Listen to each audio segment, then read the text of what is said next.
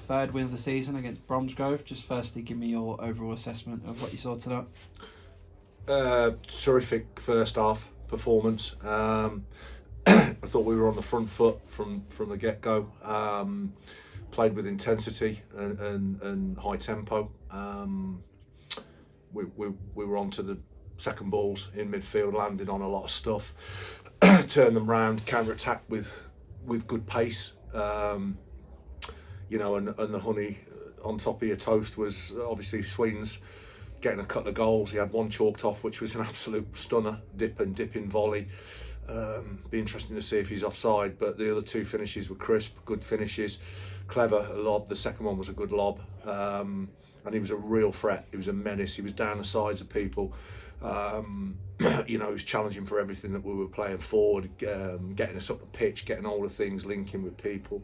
So he was a real menace. So it's fantastic to see him coming back into some fitness and form, which is something that we've craved for a period of time. Second half was a different story. There was obviously a breeze blowing down the hill, if you like, from right to left, and we had that in our favour in the first half. Second half, Bromsgrove did, and to be fair to them, they pushed us back then, and we weren't in control of the game. In the first half, I thought we was in complete control. Second half, we weren't, and I wasn't comfortable at all on the sideline. The next goal's key in that 2-0 scoreline, and if we'd got it, that's obviously game over. If they get it, then it's game on, and obviously they got it. It's a poor goal from our point of view, and then we were hanging on a little bit at the end. They hit the post. I just thought, when it dropped, I thought it's a goal. It looked like a free shot from inside the 6 yard. Anyway, it's a post, and we scramble it away. But we never looked massively comfortable in the second half. I don't remember Price in the Bromsgrove goal having anything to do really. So it was a game of two halves to a certain extent. But if we could have played like we did in the first half for 90 minutes, I'd have been really impressed. But rarely can you sustain that kind of pressure. But listen, in the end, it's a fantastic win, and it's 2 home wins in 4 days, back-to-back local derbies. So, a terrific result for a football club. And we just spoke off air about it being a tale of two halves in all 3 games that we've played. So to come across and withstand that pressure is obviously a testament to the boys and the resilience and the spirit that they can get through that period and get over the line to get 3 points. Yeah, you've got to. You've got to. You're never rarely in control for the whole game, and periods of the game you're going to have to defend and stay together and do the ugly side of the game, the hard yards, and put your foot through it and hook things on and get up the pitch, squeeze and compete, and we did that. Listen, is there more to come? Yeah, 1,000,000%. There's more to. There's always more to come. I'm never 100% satisfied, and I never will be. But in the end, the win's the key element, and that gets us on to 47 points now. So we're getting to that near, one win away from that 50 total, which was something that we were anxious to get to if we could.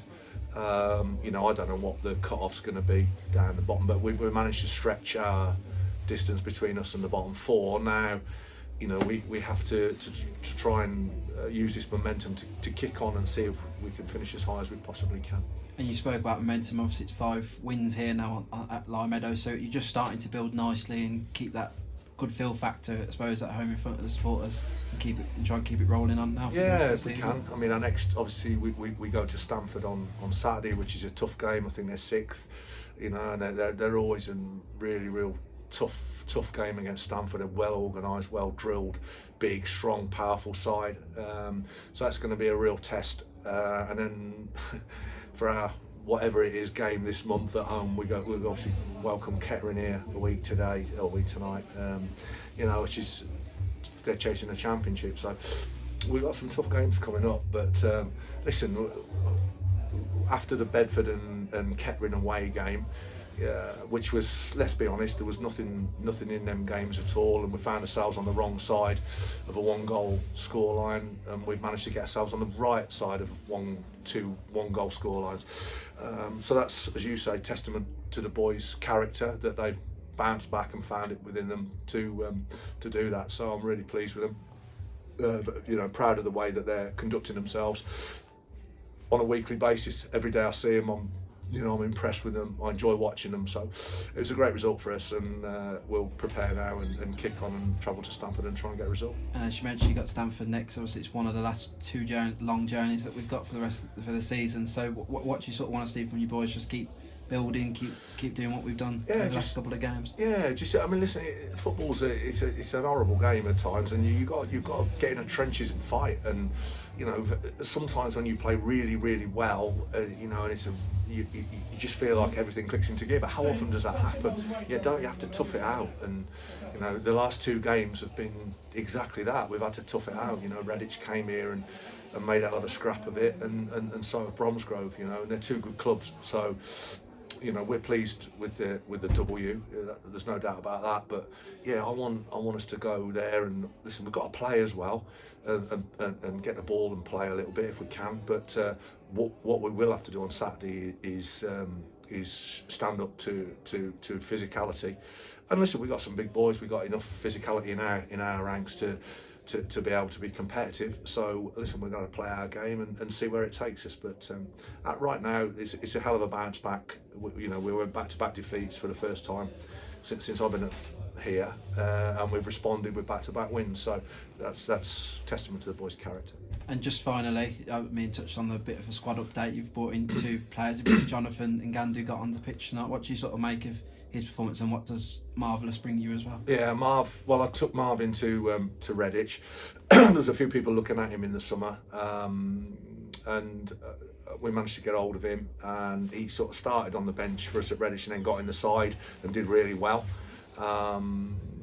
Redditch sort of accepted a 7-day bid from Ilkeston, and we got involved in that, and that's how he's ended up here. Listen, he's got good touch, good work rate. He works hard. He's a big, powerful boy, but he'll link with people as well and involve people. So I'm looking forward to getting him in the side at some stage. Johnny was actually with Mark Fogarty at Coventry as a young lad, and he was going to be a lot of people's radar in terms of being the next big thing. He's a very skillful boy, left-footed. Listen, it's hard for him to come on, but he ran around and had a go. But again, I put him out they went 4-3-3, and we were matching it up a little bit. Put him out on the left-hand side, maybe inside one or in the 10 or whatever. But we'll have a look at him. But they're two good acquisitions, and we may look at bringing another one in this week, possibly Thursday time if we can. We're trying to get a deal done. And then listen, that'll probably be Shea Willock's gone out on loan to rugby for a month, which he needed some starts, which that will give him some much needed first team action and 90 minutes, probably, I don't know how many games they've got, 4 or 5 times, and then he can come back to us for the running then in around about April time, early April. So that will give him a chance as well. And listen, that's it. Listen, the cut-off's the end of this month. Well, you never know, suspensions, injuries, and you can't bring anyone in then, so we might as well get a couple in just to cover ourselves. But we've got a good squad here, and we're working hard behind the scenes to try and keep a lot of them at the football club for next year, because there's a good little spirit growing, and we'll need to add some quality to that as well. But listen, it's a good football club to be involved in. And hopefully we won't have any problem attracting players in.